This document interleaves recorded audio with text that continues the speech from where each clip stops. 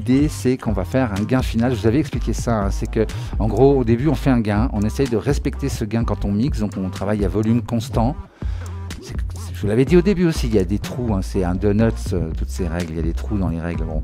Donc effectivement, on fait les gains au début, des fois on les trouble un peu pendant qu'on mixe, parce qu'effectivement on se rend compte là, comme tout à l'heure avec mon split fréquence, bon bah je ne pouvais pas respecter ce que j'avais fait, comment dire, le volume constant, puisque j'augmentais des fréquences, j'en baissais d'autres de façon volontaire.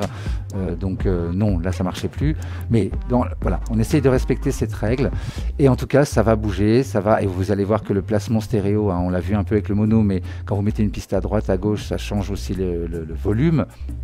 Donc en fait, c'est pas mal de finaliser le tout en faisant le gain final, le placement complet des instruments, donc l'ouverture stéréo et la reverb qu'on n'a pas encore trop fait.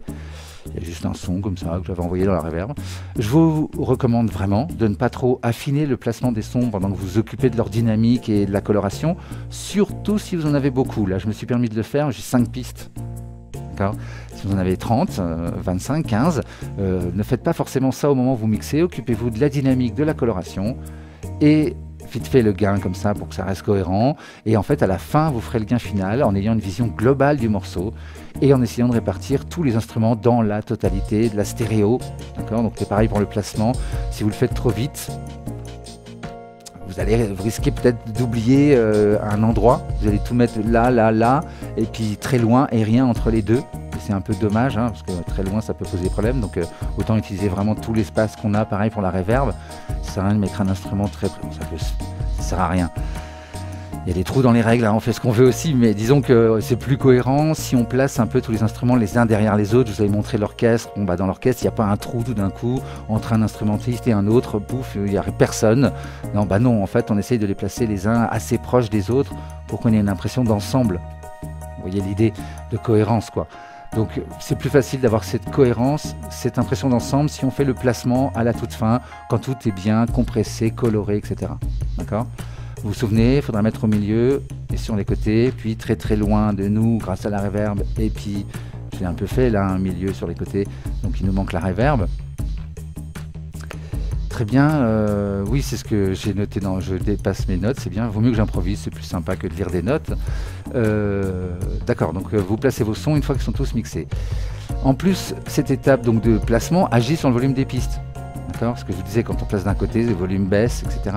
Donc c'est pour ça que je vous recommande de faire les deux en même temps. Vous placez et vous fixez une bonne fois pour toutes le volume de la piste. Voilà. D'accord, vous allez gagner du temps. Et donc, j'ai un peu devancé les choses, mais on a donc un utility qui va nous permettre de réaliser ces deux étapes en même temps, le placement et le gain. On va arrêter d'en prendre deux, comme on faisait au début quand on était un peu noob, comme ça, un peu débutant. Et là, on va utiliser le même pour tout. L'autre petite mise en garde avant de commencer concerne la reverb. Dans la théorie, ça va? Vous me dites si je vais trop vite, hein. Je regarde le chat. Dans la théorie, je vous ai expliqué comment utiliser deux reverbs. C'est ce qu'il y a de plus réaliste, c'est ce qu'il y a de plus pratique à gérer, si vous voulez. Vous allez avoir beaucoup plus de réglages, beaucoup plus de finesse dans les réglages. Je vais vous expliquer comment mettre en place cette technique dans live, avec une reverb de live, sans aller beaucoup plus loin que ça. Il y a juste un principe à comprendre, vous allez voir. Voilà, si vous êtes débutant, vous pouvez commencer par gérer une reverb, et quand vous serez à l'aise avec tout, parce qu'il y a quand même beaucoup de choses à gérer, j'ai bien conscience, bah, peut-être que là vous mettrez en place la technique des deux reverbs, vous reviendrez voir la vidéo, et puis voilà, ça sera d'accord. Donc on va voir ça tout de suite. Alors, pour utiliser deux reverbs, là, si vous voulez quelque chose de réaliste, d'accord, sinon on fait ce qu'on veut, on prend une reverb courte, une reverb plutôt longue, et on a nos deux reverbs. Vous vous souvenez, hein, la reverb courte, c'est les murs très près de moi. Donc plus elle est présente, plus je suis dans un couloir. C'est un peu ça. Moins elle est audible, moins elle est présente, plus j'ai une pièce large. Donc cette reverb-là est plus courte parce que les murs sont tout près de moi et qui vont faire rebondir le son assez vite. D'accord ? Et j'ai une reverb longue qui, là, cette fois, est la taille de ma pièce, mais dans la longueur. Puisqu'effectivement, c'est l'église. Quand je suis tout au bout de la nef, j'ai plus de reverb courte, je n'entends que la reverb longue de la personne qui est tout au bout et qui est réverbérée par toute l'église, toute la cathédrale, d'accord? Mais ça marche aussi pour un couloir, pour, voilà, si quelqu'un est tout au bout du couloir, vous n'entendez plus la réverbération de sa voix qui réverbère sur les côtés, ou très peu, mais essentiellement la réverbération de sa voix qui se réverbère dans la profondeur du couloir. D'accord? Donc, si vous voulez faire quelque chose de réaliste, le plus simple, c'est d'avoir une réverb. Donc, on va aller dans les effets audio. Réverb, on va prendre la réverb normale. C'est peut-être pas la plus jolie. Réverb, oui, voilà. Mais ce qui est intéressant, je vais rajouter tout de suite une piste de retour. Donc celle-là, je vais la rapetissir, l'enlever, faire comme si elle n'existait pas, d'accord? Je désactive tout. Je choisis genre une réverb, peut-être pas balade, mais je sais pas. Alors, ah oui, vous savez que c'est intéressant le navigateur, hein. Faites ça vraiment. Tiens, on va aller dans Reverb. Et du coup, on va pouvoir trier Medium, Small. Donc, je vous recommande ça. Vous prenez une Medium et par exemple, oui, alors ça, je voulais dans Reverb, moi. On va prendre Concrete Chamber. Et en gros, je vais pouvoir ici facilement. Ah, mais de nouveau, ça ne marche plus. Voilà, c'est la chaleur. Même le logiciel, il est trop chaud. Donc ici, d'accord, je vais pouvoir séparer les reflects qui sont les réverbes courtes. Je ne sais plus où était le réglage. Oui, c'est 6 dB. Des diffuses qui sont les réverbes longues. Donc du coup, je pourrais prendre quelque chose de très réaliste. Tiens, on va l'écouter un peu. Donc je vais envoyer dans le B. Là, je vais envoyer celui-là. D'accord? Donc voilà les réglages que j'aurai si j'en utilisais qu'une seule.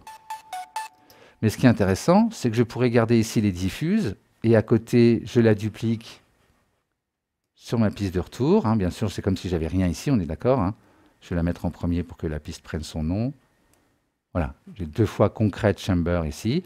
Sauf que là, je ne laisse que les reflects, donc j'enlève les diffuses. Et là, je ne laisse que les diffuses, donc j'enlève les reflects. Et du coup, mon son, je vais pouvoir l'éloigner un peu en faisant entendre les réverbes courtes. Je mets à fond la piste des réverbes, voilà. Et si je veux l'éloigner encore, vous vous souvenez,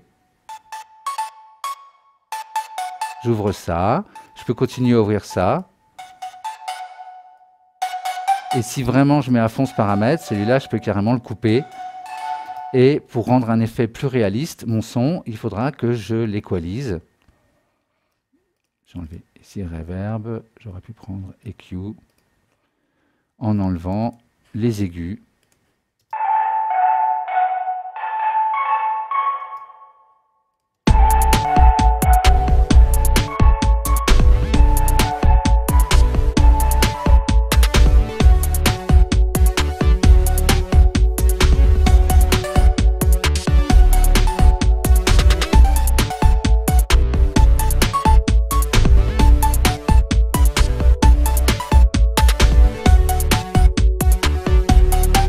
J'avoue que celle-là est un peu légère. C'est peut-être mon preset qui fait ça. Donc vous avez compris que celle-là, ça va être la courte. Quand j'avais dit telle, voilà, je trouve plus. Je parlais anglais la dernière fois. Telle, short, bah oui, courte.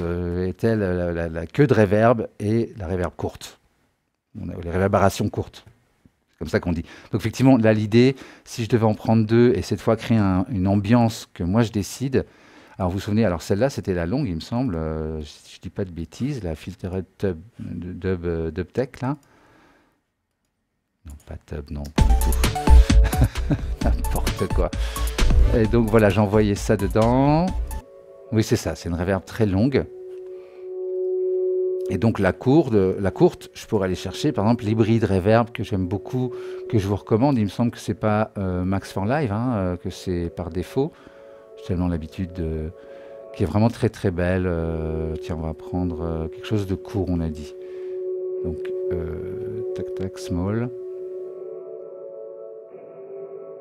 Ah oui, je suis pas dans le bon dossier, c'est bien ce qui me semblait. On va envoyer la snare dedans, par exemple. Vous vous souvenez, j'avais fait ça dans le groupe. Non, de toute façon, on fait des révisions là. Donc, dans mon drum rack. Hop, ici j'ai une chaîne de retour qui envoie dans la courte. Donc je pourrais envoyer la snare.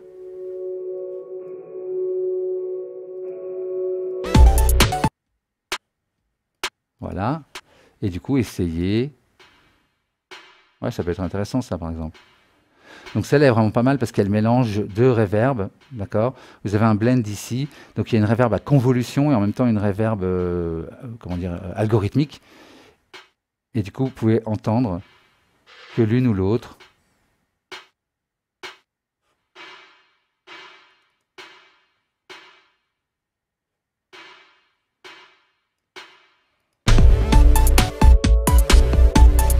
Votre reverb, vous pouvez la compresser.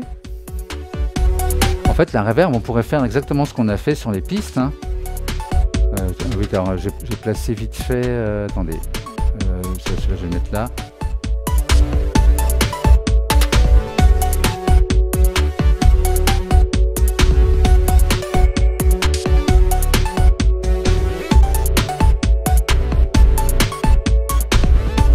Voilà. Donc ma reverb, je vais pouvoir la compresser et la gérer comme une piste normale. C'est comme un peu comme les groupes, mais on peut aller plus loin. Vous vous souvenez, là peut-être je ferai un groupe avec mes 3 synthés. Hein. Je vous ai déjà parlé du groupe quand j'ai parlé de la rythmique, donc pareil, je ne vais pas le refaire. Je vous remontre ça vite fait. Plutôt un glue compresseur, et plutôt un EQ8 pour avoir quelque chose de précis. Et l'idée, c'est vraiment d'écouter l'ensemble. Donc on fait un groupe avec toutes les basses, un groupe, je vous ai déjà expliqué tout ça, hein, avec tous les synthés, avec toutes les voix back, avec toutes les voix lead, et toutes les voix back et lead, tout réunis, hein, des sous-groupes de sous-groupes s'il y a besoin, d'accord, pour essayer de réunir les choses et de faire en sorte que tout ça vive ensemble, soit un peu cohérent, un peu, voilà. Donc on peut très bien faire un gain sur notre reverb, on peut la nettoyer si on veut. Ça, c'est important, si elle ne le fait pas elle-même, enlevez les graves. Ce qui peut vous permettre d'envoyer la basse dedans. Je vais replier ça.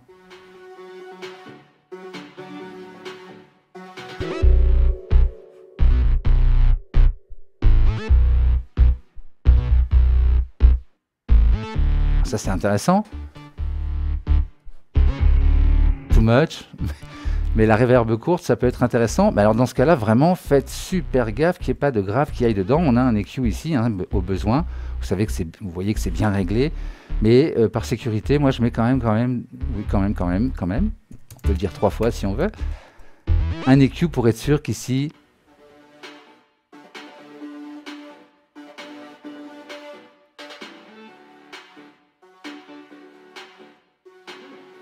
ah, ça peut être pas mal comme ça. Voilà, on ne laisse pas passer ça, hein, ce que je viens de laisser passer, d'accord? Voilà, on peut la compresser, évidemment. Ça peut être intéressant. C'est pareil, ça va permettre, en mode RMS, de gérer le volume pour pas que la reverb, tout d'un coup, elle disparaisse parce qu'il y a beaucoup d'éléments et qu'il n'y en a pas plus qui rentrent dans la reverb. Donc les éléments se rajoutent, mais elle reste au même volume et puis, du coup, elle disparaît un peu. Vous verrez, la reverb, il y a un effet magique. C'est-à-dire que des fois, il suffit de mettre un petit peu de reverb sur un élément et on a l'impression qu'il y en a d'autres qui sont aussi dans la reverb. Vous verrez ça. Et donc effectivement, c'est pas mal de la compresser pour essayer d'avoir un volume de reverb qui reste constant et que quand peut-être il n'y a pas trop d'éléments, bah, qu'elle soit quand même un peu remontée. Bon, là, ma caisse claire qui part dedans, c'est vraiment too much. Voilà le sous-groupe. Je pourrais le close, le mettre un peu. Allez, on va pas passer 3 heures. Oui, bah, je l'ai fait du coup avec la courte et la longue, mais je voulais vous montrer ça quand même. Donc si vous avez, oui, bah, vous avez compris, si vous en avez qu'une, hein, vous envoyez dedans. C'est vrai que c'est moins, je sais pas pourquoi, j'avais prévu ça comme ça. Et puis en fait, je l'ai pas fait, mais c'est tout aussi bien. Donc on compresse, on peut bien sûr colorer.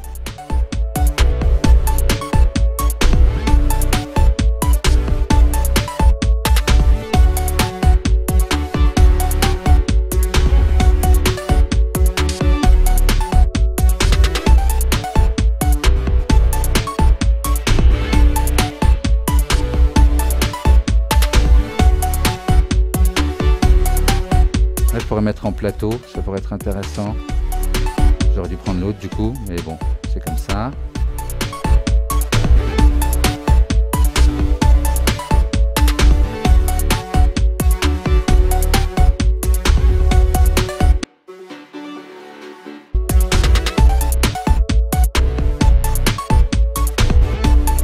Alors ce qui peut être intéressant aussi, Attendez, on approche de la fin. Eh oui, on approche de la fin. Donc allez, on a un petit peu de temps. On va faire moins de 2 heures quand même, vous inquiétez pas. Mais regardez, ce qui peut être intéressant, c'est de rajouter une piste de retour. Et sur cette piste de retour, vous mettez un effet de saturation. Donc là, vous vous souvenez, on était allé dans l'onglet effet audio. On va aller dans distorsion, par exemple. Et on va tous les trouver. Et du coup, ça va vous permettre d'envoyer certains éléments, donc la voix par exemple, le synthé principal, la guitare principale, l'instrument principal, ça peut même pour du rap ou pour n'importe quel style, pour donner une couleur. Ça peut être un équaliseur avec un chorus, ça peut être de la distorsion, ça peut être un rack comme ça qui donne une couleur. Bien sûr en dry wet, c'est comme les reverbs, hein, je ne l'ai pas dit, mais d'accord, je l'ai déjà dit ça normalement dans cette série. Donc voilà, forcément le dry wet à fond pour pas dédoubler les sons. Il est où au tout début, oui, donc là ici c'est bon, sur la longue c'est bon, d'accord. Donc pareil, vous compressez tout ça, je ne vais pas le refaire, je le ferai pour la prochaine fois pour pouvoir masteriser. Attendez, je vais vérifier que ce que j'ai fait est bien au moins. Voilà, petite compression, ça a l'air pas mal. Celle-là est beaucoup trop forte. Allez, je vais dupliquer ça, on va le faire quand même jusqu'au bout parce qu'il n'y a pas de raison, on a un peu le temps. Le placement peut être intéressant, le placement de la reverb aussi, hein. Celle-là, je pourrais la mettre très près de notre tête. Ça fait une pièce plus petite. Bon, là, je joue dans une boîte. Je suis carrément dans une... Ça résonne dans une boîte, là. D'accord? Mais si j'ouvre un peu... Oui, alors celle-là, il ne la faudrait pas. Voilà.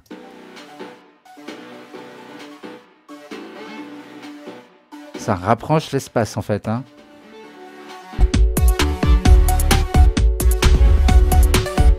Celle-là, au contraire, je pourrais l'écarter. Donc je regarde vite fait la compression. Voilà. Celle-là, je pourrais l'assombrir carrément.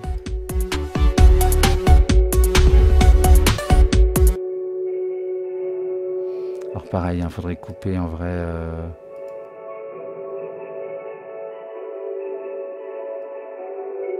Faites attention à ça, ça peut noyer mon mix, hein, des fréquences comme ça. Qui traîne tout le temps.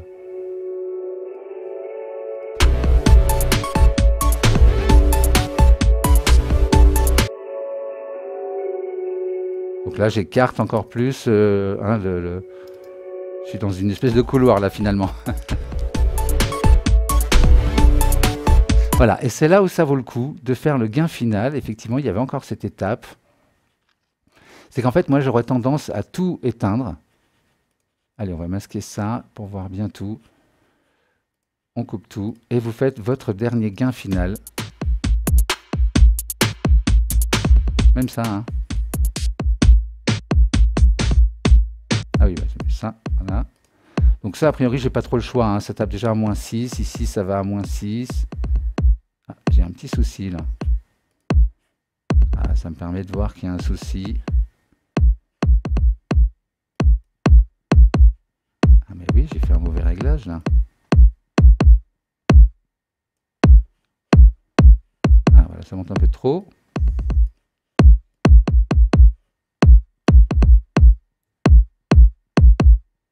Bon, là ça a l'air pas mal, ça a l'air de tenir, très bien. Voilà, c'est trop ça. C'est trop de reverb aussi, du coup. Je vais revenir ici, dans le groupe, j'ai ma chaîne de retour, vous vous souvenez.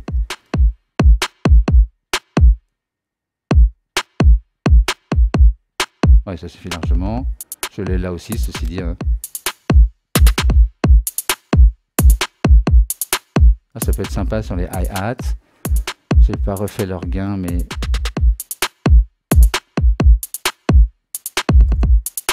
Ouais, ça c'est pas mal. Ah oui, c'est vrai que je l'ai rajouté ici pour qu'on l'ait quand même. J'ai fait ça aussi comme modif. J'ai rajouté ce hi-hat open. Bah, lui aussi, je vais le mettre un peu dans la reverb.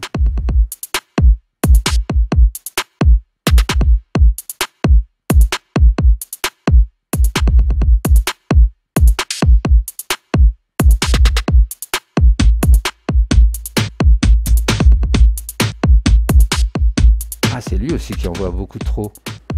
C'est pour ça que ça faisait monter mon curseur. Vous voyez, c'est bien de refaire les volumes à la fin, parce que je m'étais pas rendu compte que celui-ci...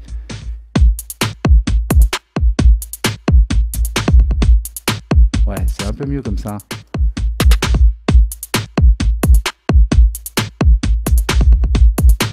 Vous prenez un peu tout. Too much. Bon, je pourrais enlever celui-ci, je ne l'ai pas utilisé, c'était juste pour vous expliquer. Bon, la basse, je pourrais aller retoucher ici. Attention, si vous faites ça, de vérifier votre compresseur, ça va forcément changer un peu ce qui se passe au niveau du compresseur, hein. Si vous avez un sidechain, vous le mettez à la toute fin. Vous pouvez le replier pour ne pas être gêné, pour ne pas le retoucher. Ne confondez pas, nommez-les vos sidechains à la limite pour ne pas les confondre avec des compresseurs qui compressent, hein. Attention à ça aussi.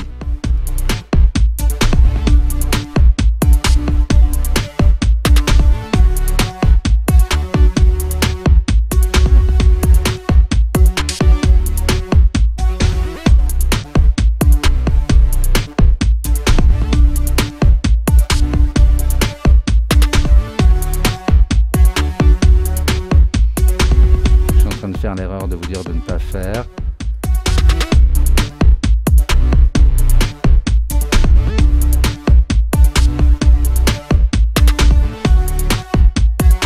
Allez, ça a l'air pas mal, ça c'est un peu fort.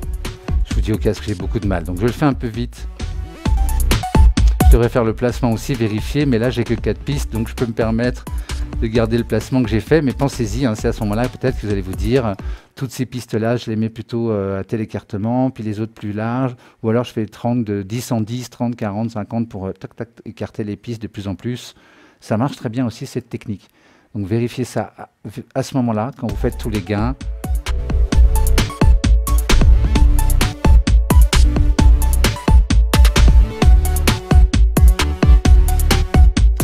Un peu too much sur les reverbs.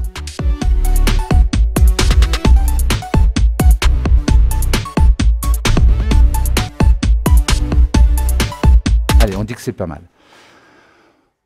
C'est pas mal, c'est pas mal. Donc c'est là, vous vous souvenez qu'on fait enregistrer sous et que vous gardez, j'ai fait 2 étapes d'un coup, mais hein, j'aurais dû mettre voilà, basse, synthé, puis après mixage, basse, synthé, puis après placement. Bon là, je l'ai appelé mixage 2, basse, synthé, placement, d'accord. Donc j'avais déjà fait enregistrer sous. On la plante de cette façon au début, pour être sûr de ne pas oublier, pouvoir revenir en arrière. Gardez ça au début, parce que peut-être vous allez vous planter sur une étape, vous aurez envie de revenir en arrière sur le mixage de la base, vous dites la rythmique c'était pas mal, mais voilà. Donc attention à ça.